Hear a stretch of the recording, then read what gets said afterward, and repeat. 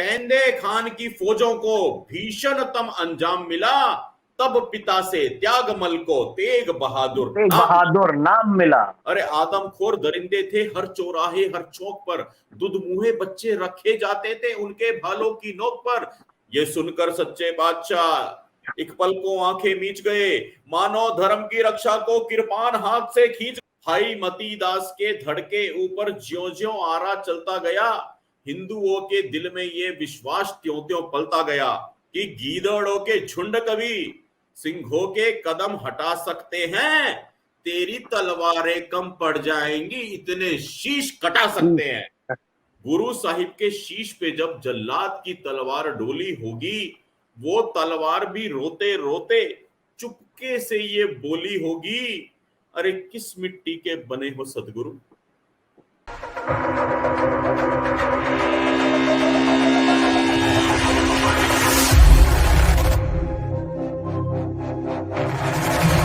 सन 1621 में अप्रैल का महीना था।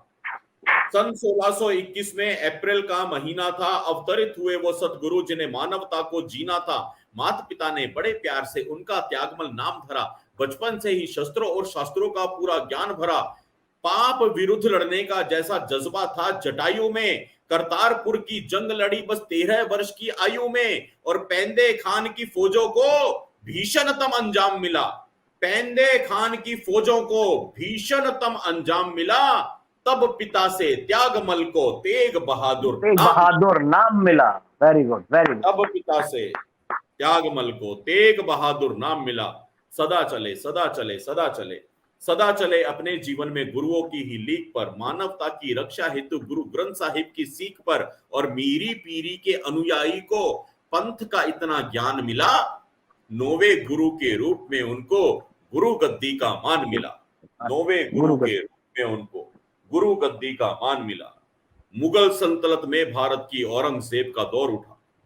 अब जुड़िएगा मेरे साथ कविता में, क्या हो रहा था देश में। दूसरी तरफ मुगल सल्तनत में भारत की औरंगजेब का दौर उठा। जबरन धर्म बदलने का चारों ओर से शोर उठा। अफगान खान नाम का जालिम कश्मीर का सूबेदार हुआ। केसर की क्यारी में तब घनघोर हाहाकार हुआ। आदमखोर दरिंदे थे हर चौराहे हर चौक पर, दुधमुहे बच्चे रखे जाते थे उनके भालों की नोक पर। अरे आदमखोर दरिंदे थे हर चौराहे हर चौक पर, दुधमुहे बच्चे रखे जाते थे उनके भालों की नोक पर। तब कश्मीरी पंडित आए गुरु तेग बहादुर जी के पास। टूटे हारे लोगों के मन में था अंतिम विश्वास, गुरु महाराज जी अब कोई करिश्मा रचा सकते हैं। औरंगजेब से हिंदुओं को सिर्फ गुरु जी बचा सकते हैं। हाथ जोड़े रोते रोते बोले अपनी दास्तान, केसरिया माटी को खून से लाल कर रहा अफगान खान। जहां से हम पानी पीते हैं वहां हड्डियां डाली जाती हैं। क्या बोले कश्मीरी पंडित? हाथ जोड़े रोते रोते बोले अपनी दास्तान, केसरिया माटी को खून से लाल कर रहा अफगान खान। जहां से हम पानी पीते हैं वहां हड्डियां डाली जाती हैं। दिन दहाड़े बहन बेटियां घर से उठा ली जाती हैं, जनेऊ उतारे जाते हैं और चोटियां काटी जाती हैं, और आंख मिला के आंख में देखो तो बोटियां काटी जाती हैं। ये सुनकर सच्चे बादशाह एक पल को आंखें मीच गए, मानो धर्म की रक्षा को किरपान हाथ से खींच गए, और बोले बोले बोले बोले बोले कूच करो दिल्ली को, औरंगजेब को कहलवा दो हम इस्लाम कबूलेंगे, पर गुरु से कलमा पढ़वा दो।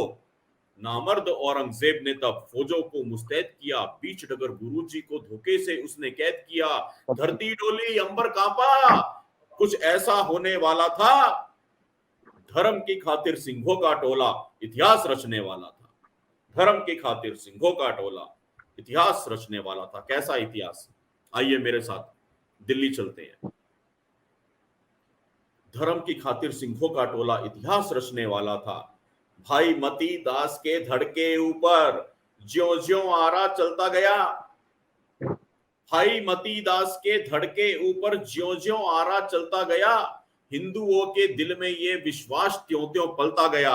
अब डरने की नहीं जरूरत आतंक और फरेब से, गुरु की टोली करेगी रक्षा जालिम औरंगजेब से। भाई दयाले को जब बिठाया खौलते उबाले में, भाई दयाले को जब बिठाया खौलते उबाले में, घंटियों की गूंज उड़ गई कश्मीर के हर शिवाले में। घंटियों की गूंज उठ गई कश्मीर के हर शिवालय में, और रुई लपेटे रुई लपेटे रुई लपेटे सतीदास जी जब जिंदा जलाए गए, पंडितों के तन पे तब जनेऊ फिर सजाए गए, पंडितों के तन पे तब जनेऊ फिर सजाए गए, और सदमे में बैठा औरंगजेब बोला काजी अब्दुल वहाब से, सदमे में बैठा औरंगजेब बोला काजी अब्दुल वहाब से, आखिरी उम्मीद बची है अब सिख गुरु के जवाब से, इससे पहले यहां मौत का नंगा खेल शुरू हो, ये पैगाम पहुंचा दो तुम इस नौवे गुरु को। क्या बोला औरंगजेब काजी से? काजी का नाम था अब्दुल वहाब। कहता है कि इससे पहले मैं सारी सीमाएं पार करूं, इस नौवे गुरु को मेरा पैगाम पहुंचाओ। काजी के हाथों पैगाम पहुंचवाता है। क्या पैगाम? ये पैगाम पहुंचा दो तुम इस नौवे गुरु को, या तो घुटने टेक के अपने अभी कलमा पढ़ ले वो, या तो घुटने टेक के अपने अभी कलमा पढ़ ले वो, या तलवार की नोक पे मेरी गर्दन अपनी जड़ दे वो। काजी की आंख में डाल के आंखें गुरु तेग बहादुर मुस्काए, गुरु तेग बहादुर जी का उत्तर सुनकर दुश्मन थर्राए, बोले कि गीदड़ों के झुंड कभी सिंहों के कदम हटा सकते हैं?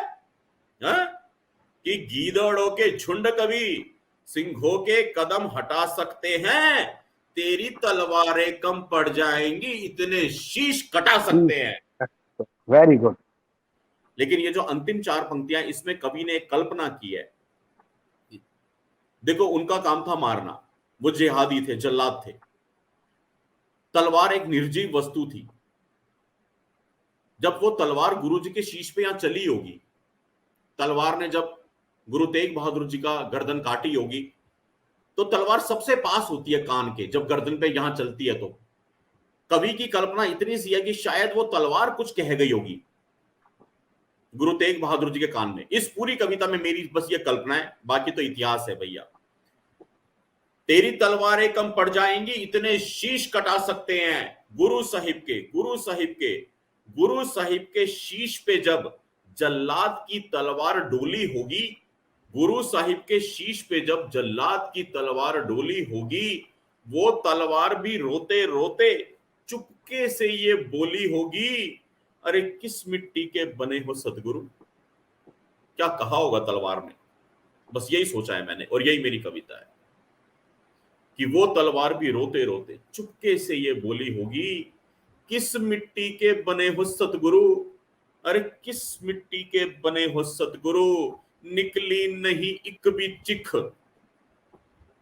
किस मिट्टी के बने हो सतगुरु, निकली नहीं एक भी चिख, तन है तुहाडी कुर्बानी ते तन है तुहाडा सिख, तन है तुहाडी कुर्बानी ते तन है तुहाडा सिख, तन है तुहाडी कुर्बानी तन है तुहाडा सिख, तन है तुहाडा सिख। बहुत बहुत बहुत बहुत आशीर्वाद आप सबने इतने मन से मेरी कविता को सुना। दीपक भाई, आपको भी बहुत बहुत प्रणाम, बहुत बहुत प्रणाम। बहुत भावुक कर देने वाली कविता है, बहुत भावुक कर देने वाली कविता है।